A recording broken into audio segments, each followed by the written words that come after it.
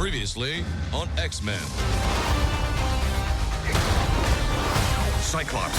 Wolverine. Rogue. Storm. Beast. Gambit. Jubilee. Jean. Come on, let's go.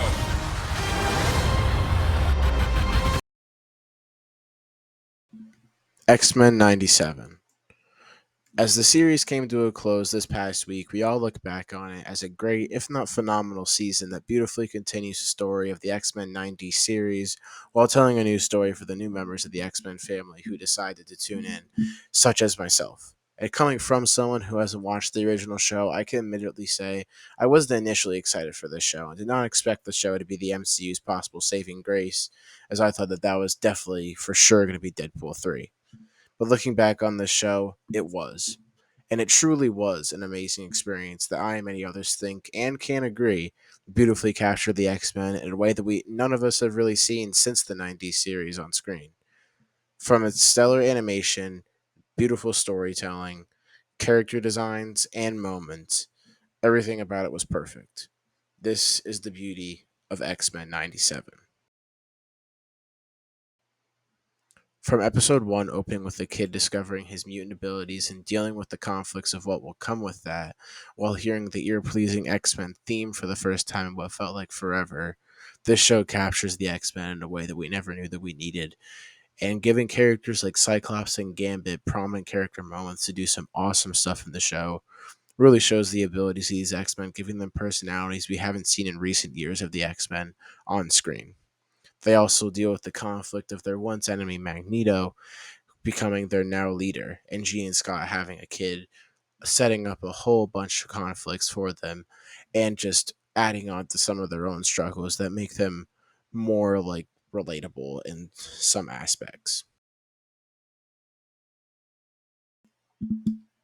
Fast forward to the trial of Magneto. When things get serious for our X-Men. Magneto being put on trial, as you may know, is a huge moment for the X-Men comics, but the thing I love dearly about Magneto is he's not a villain. He just has a different view on the world. I mean, you could side with him at any point you wanted to. Either side with him or Charles. Both sides make sense. He sees humans treat mutants differently than others, and he gets enraged by it, and he knows that mutants are the future and that humans are very terrified of that, and they feel that they are lesser, so they have to do something about that, hence them building Sentinels. We see this here in this trial, and we get a small terrorist attack where Storm's powers get taken. And with Magneto trying to change, he kindly asks for a second chance while the judges of the trial are floating on an island in space.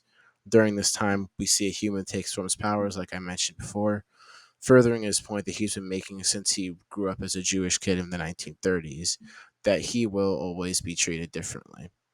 Knowing if this stuff continues and everything that's been going on with the X-Men since the beginning of the series, it could lead to many horrible things. One thing does end up happening that is possibly the worst case scenario. Genosha.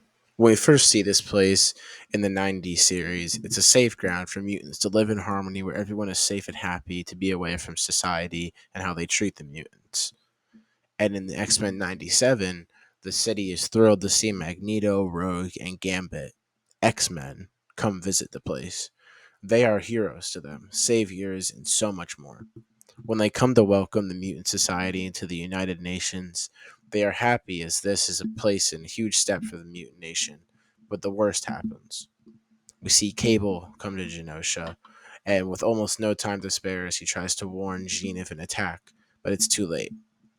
We see thousands of mutants die to Sentinels sent by humans, Magneto and Rogue being enraged, still trying to help out other mutants and save their lives, and we do think that Magneto does sacrifice his life. One person that does sacrifice their life and makes the ultimate play is Gambit. He sacrifices his life for the mutants, using all of his power to blow up the Sentinels, sacrificing his life for the mutants, leaving a huge divide between the X-Men, with his last words being "Remember it." Magneto gets captured, Rogue goes rogue, you could say, and enraged, and is very enraged, causing a huge divide of Magneto is right.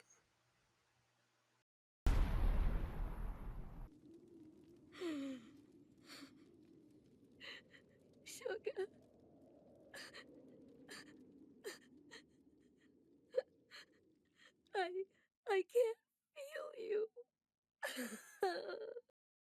by giant robots that were built to crush you. Magneto was right.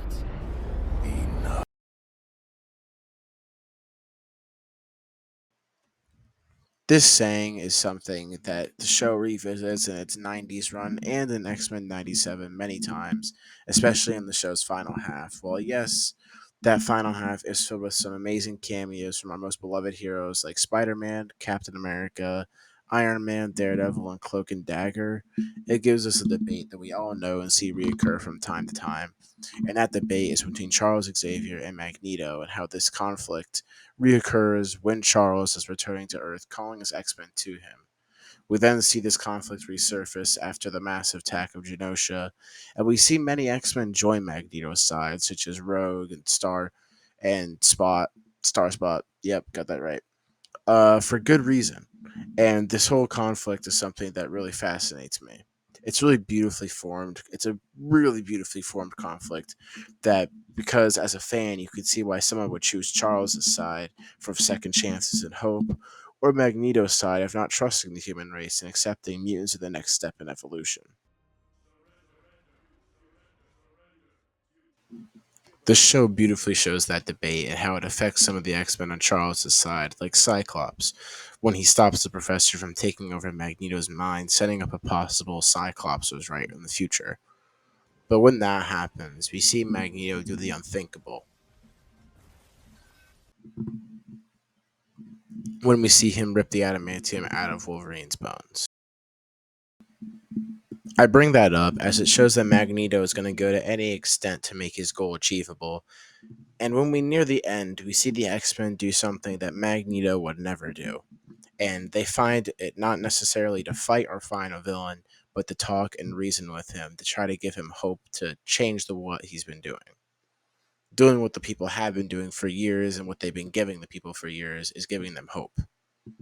The X-Men are all about the beauty of second chances and taking people in no matter who or what their past may be and learning from your past. That is what the X-Men are all about. And I'm so glad that this show has continued that beauty from the 90s animated series and continuing it in the future with a season 2 and 3 and beyond.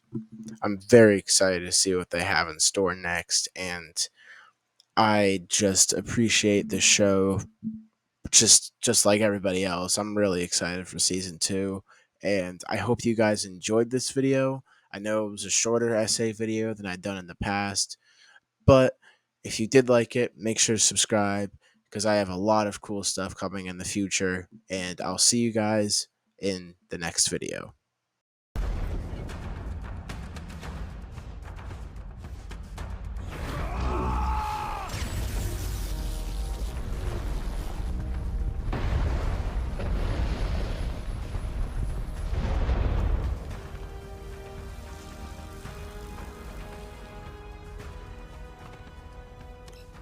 To me, my X-Men.